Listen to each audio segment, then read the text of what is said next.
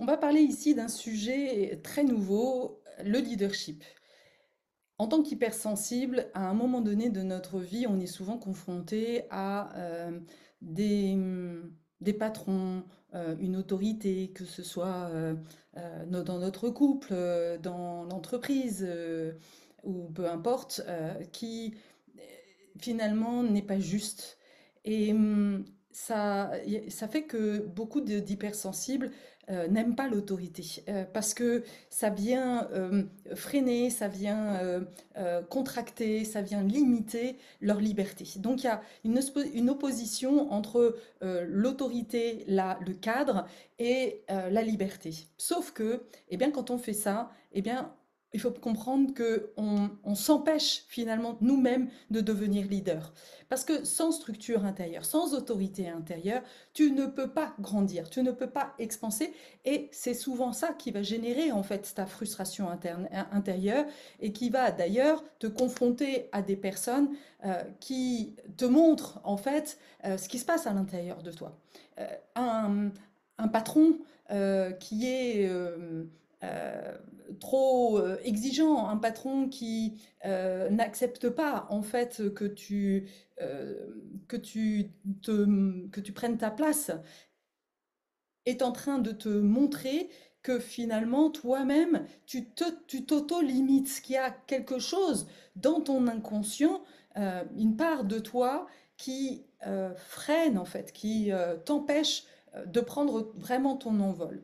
D'où vraiment l'importance de travailler sur cette notion de leadership et de se réapproprier en fait, de modifier les valeurs qui sont associées au leadership. Le leadership en soi n'a rien de mal en fait. C'est la vision que tu en as eue et l'enjeu, ça va être justement de transformer, de devenir ce leader que tu aurais tant voulu avoir sur ton chemin en fait.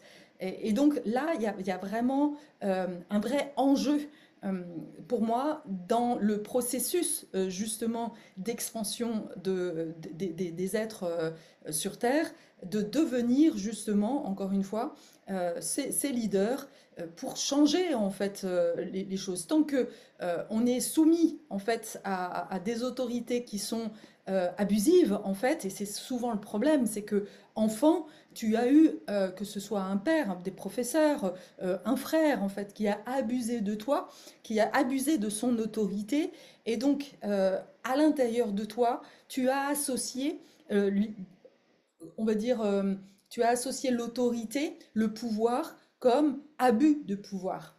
Mais euh, ça, c'était dans l'ancien temps. L'idée, c'est justement que toi, tu te mettes en chemin pour incarner un leadership plus... alors, le mot bienveillant n'est pas suffisant, plus vivant. Parce que bienveillant, là encore, en tant que femme, il y a le risque d'être trop bienveillant. Et c'est souvent ce qui se passe en fait. L'hypersensible, qu'est-ce qu'il a fait? Il s'est dit, voilà, j'ai subi l'abus d'autorité, donc je vais aller de l'autre côté, je vais développer mon féminin, mais mon masculin, bah, en fait, il me freine en fait. À chaque fois, face à des obstacles, comme ce masculin, en fait, je n'arrive pas à l'affronter, je n'arrive pas à le développer, eh bien, ça va me freiner, et puis me freiner, pardon. Et il y a une guerre intérieure entre féminin, ton masculin. Tu t'auto-juges, tu t'auto-limites, tu t'auto-dévalorises. Et finalement, eh bien, l'autorité toxique donc, que tu as subie dans ta vie, ben, tu continues à te le faire subir. L'enjeu est d'en sortir, de vraiment, voilà, de réunir en fait, de faire justement, de devenir, comme je dis souvent, hein, ce père et cette mère intérieure, euh, mais en tant que leader en fait, parce que c'est à ce moment-là que tu vas pouvoir vraiment apporter quelque chose au monde en fait, et donner du sens en fait à ta vie. Alors sans plus attendre, parce que c'est vraiment quelque chose qui me met en joie. Et j'ai pas trop le temps parce que j'ai une séance qui va démarrer dans un quart d'heure. 5 piliers sur justement ce leadership Oui, ouais, j'ai pas d'autres mots, 5 piliers pour décrire un petit peu ce leadership vivant. Alors, le premier, c'est l'auto-leadership. Ça, j'adore. C'est vraiment super important. C'est la notion que tant que justement tu n'es pas un bon leader pour toi, un bon coach pour toi, tu ne peux pas le devenir pour les autres. Et c'est souvent là, en fait, où voilà, l'hypersensible va bloquer parce que lui-même, il est confronté à des obstacles qu'il n'arrive pas à surmonter et donc il va avoir besoin d'aide. Et demander de l'aide fait partie, en fait, des qualités d'un autoleader. C'est-à-dire que voilà, on peut pas se débrouiller tout seul. On a besoin en fait à des moments de s'entourer justement de personnes qui vont t'aider sur ton chemin. Cette idée d'auto-leader, c'est aussi la notion que Carl Jung évoque comme virilité. C'est la virilité. Ça veut dire quoi? Ça veut dire se fixer en fait des défis personnels et les relever coûte que coûte. C'est-à-dire ne pas ne pas éviter en fait les obstacles, mais voilà, se trouver des solutions pour pouvoir les affronter, parce que derrière en fait tout nouveau obstacle, il y a des peurs. Et tant que tu n'as pas traversé en fait tes peurs, tu ne pourras pas devenir un leader. Et tu seras même un leader dangereux. C'est ce qui a fait que les leaders à qui tu avais donné ta confiance t'ont trahi. Parce que à un moment donné, certainement, tu leur as fait peur. Moi, j'ai vu voilà, que dans mon parcours, euh, je réussissais mieux que mes managers. Et donc, en réussissant là où ils avaient échoué, je leur faisais peur. Je leur faisais peur. Ils avaient peur que je prenne leur place. Et ça, c'est vraiment quelque chose, on va le voir aussi, qui est très important de réintégrer, en fait, de ne pas de ne pas prendre les collaborateurs, les personnes autour de toi comme des rivaux, en fait. Donc voilà, on va apprendre à relever ses propres défis, à s'encourager quand les obstacles se présentent, à se féliciter. Donc là, on retrouve vraiment toutes les qualités d'un bon mentor, d'un bon coach en fait, hein. Voilà, on va s'encourager, se féliciter. Quand tu as passé une étape, on va, oui, célébrer. Pour moi, c'est très important la notion de célébration, savourer. Voilà, quand la vie te met un peu en pause. On va accepter ça, ce qui n'est pas toujours évident, surtout pour les hypersensibles, parce qu'on a beaucoup d'énergie, hein. On va souligner le positif, hein, et transmuter le négatif. On ne va pas renouveler, on ne va pas faire rejouer le rôle de justement des autorités dont on a subi. On va fonctionner autrement. On va apprendre de nos erreurs. On va comprendre les erreurs et encore une fois, on va s'appuyer en fait sur des personnes qui semblent plus compétentes si nécessaire. Et on va, voilà, comme ça, pouvoir libérer en fait toutes les facettes de notre personnalité. Et puis, on va devenir notre propre capitaine, hein, sur le bateau et ne pas se laisser dévier régulièrement de notre trajectoire. Donc ça, c'est le premier thème. Le deuxième, c'est le bestiaire. Avant, dans le modèle patriarcal et dans le modèle dans l'entreprise, ce qui fait que justement, souvent avec les hypersensibles, ça ne fonctionne pas, c'est que on est sur un modèle dominant-dominé. Or, l'hypersensible a déjà en fait en lui la vision du futur, c'est-à-dire le leadership en mode verso, en mode fraternel, en mode communion, en mode voilà, on va justement, on est tous sur le même bateau et on va tous au même endroit et ensemble on est plus fort. Le film en fait qui représente ça super bien, c'est Harry Potter. Je me suis refait toute la série là, des Harry Potter et d'un côté tu as Voldemort qui fonctionne en mode égotique, vraiment dans le modèle du patriarcat, et Harry Potter qui apprend, hein, parce que c'est pas facile au début pour lui, qui apprend en fait à accepter, à pouvoir s'appuyer sur les compétences des uns et des autres, et voilà, et chacun a sa richesse et chacun a ses dons, et on va s'appuyer sur les dons de chacun. Ça, c'est vraiment la vision. euh, j'ai des petits soucis avec mon micro. C'est la vision justement du phare, où on est un phare les uns pour les autres, et on va pouvoir s'appuyer en fait sur les talents des uns et des autres. Troisième pilier, c'est la curiosité. Malheureusement, dans l'entreprise, là aussi, la curiosité est considérée comme un mauvais défaut. Même enfant, hein, très souvent, si tu as été curieux, tu t'es fait gronder en fait.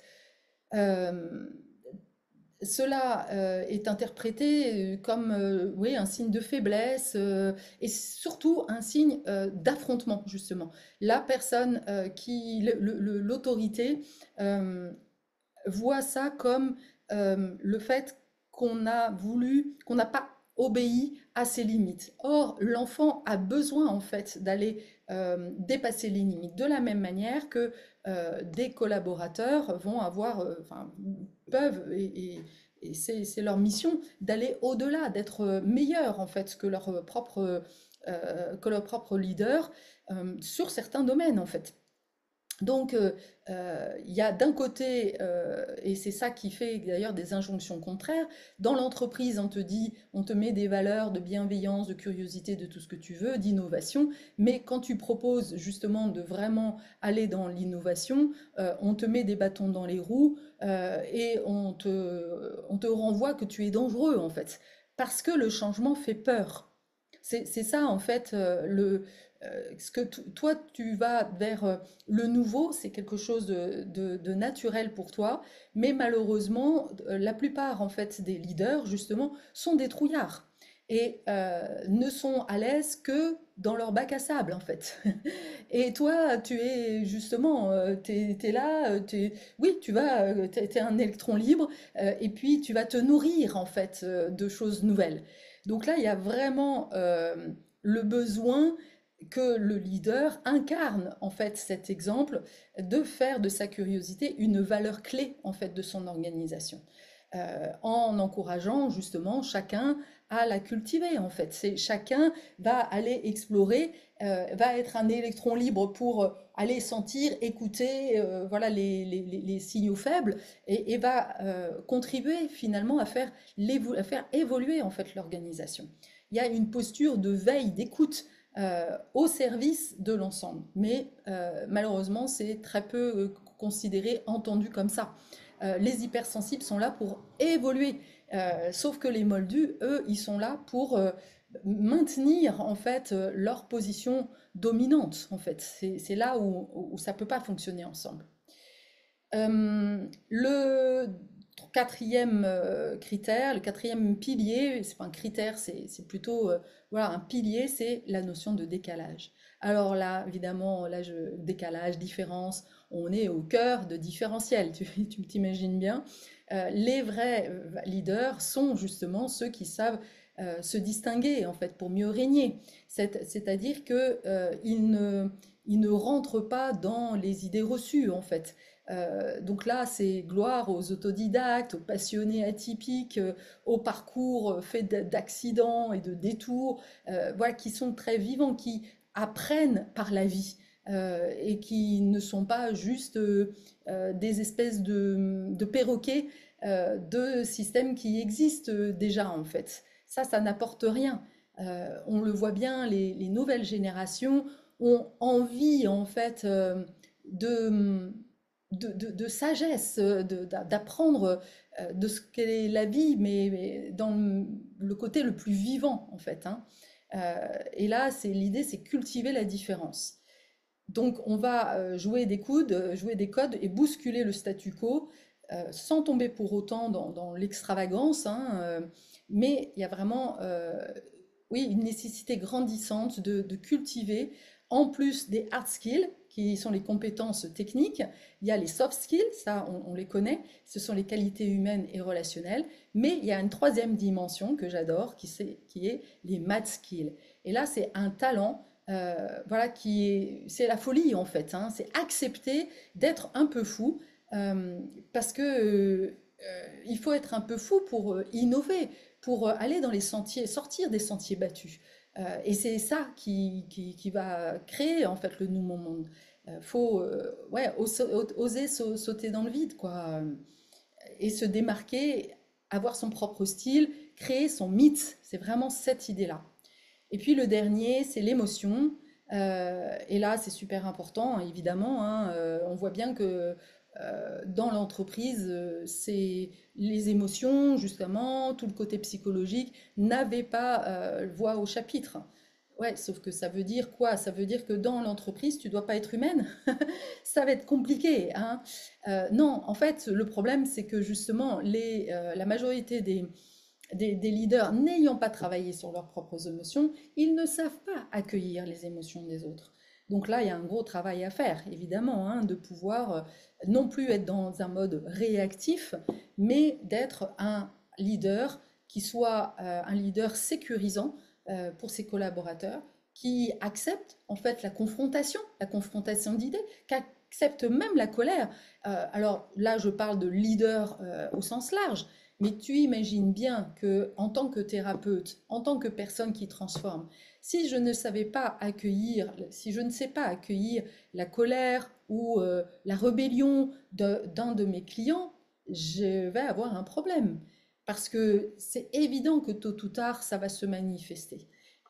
Et le problème, c'est que dans mon parcours, bah, j'ai vu très peu en fait de leaders qui étaient capables en fait d'accueillir la puissance de leurs collaborateurs et d'être heureux de pouvoir accueillir ma puissance. En fait, ils ont toujours vu ma puissance comme un danger pour eux parce que eux-mêmes n'avaient pas rencontré en fait leur propre puissance et n'avaient pas compris que finalement, encore une fois, nous sommes tous des puissants au service des uns des autres. En fait, il n'y a pas d'idée, voilà, il n'y a pas deux personnes, il n'y a pas deux phares pareils, il n'y a pas deux personnes pareilles.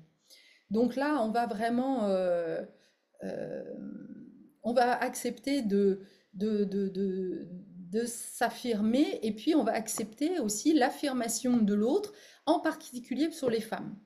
Parce que s'il y a quelque chose que j'ai bien compris aussi, et j'ai pu expérimenter très souvent, que ce soit dans le milieu professionnel ou même spirituel, c'est qu'une femme qui s'affirme, qui prend son pouvoir en fait, qui exprime en fait son pouvoir, eh bien l'homme, souvent, ou même d'ailleurs les femmes, hein, le considèrent comme trop.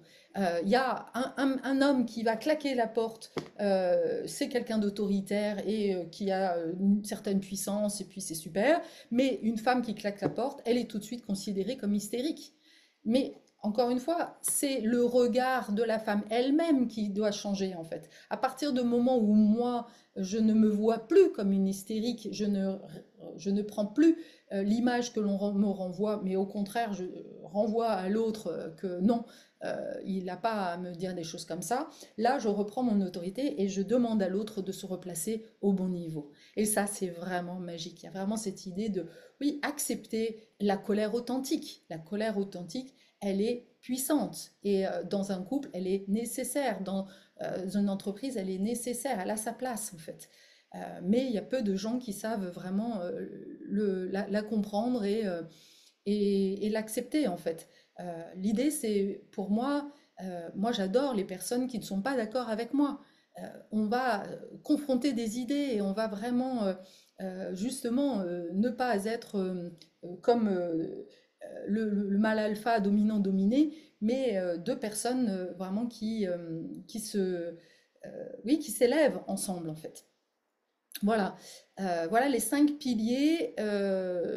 Je me rends compte que j'ai oublié de noter que par exemple que dans le B, le bestiaire, l'autre symbole qui est pour moi très important aussi, c'est les oies sauvages, puisqu'il y a un leader au départ qui connaît le chemin, qui montre la voie, mais quand il commence à être fatigué, eh bien, elle cède sa place à un autre qui prend le commandement. Et l'encouragement est mutuel et permanent. euh, et les volatiles, les oies, ne cessent de cacarder pour entretenir la motivation du groupe et la solidité vraiment est complète. C'est un encouragement mutuel. Et c'est vraiment ce à quoi j'ai à cœur en fait d'amener en fait, de vraiment oui construire comme ça un mouvement global en fait où on s'auto-motive. Euh, et l'autre chose qui est très belle avec les oies, c'est que quand une oie est blessée, eh bien, une des congénères s'arrête avec elle le temps qu'elle récupère. Et là aussi, c'est le propre de mon accompagnement. C'est-à-dire, déjà, c'est ce que tu vis, en fait, quand on travaille ensemble. On est un peu comme deux oies où je t'amène, en fait, à ta destination. Et si tu es fatigué, je suis ton rythme, en fait. Je suis là pour toi. Je te dis pas, mais si, vas-y, vas-y, alors que tu es épuisé. Non, je suis à l'écoute, en fait, de ton propre rythme.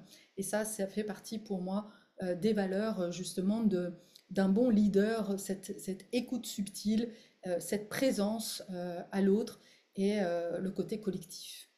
Voilà, alors j'aimerais à partir de là, donc là tu vois il y a A, B, C, D, E, mais j'aimerais en fait que l'on continue ensemble, qu'on construise un abécédaire ensemble.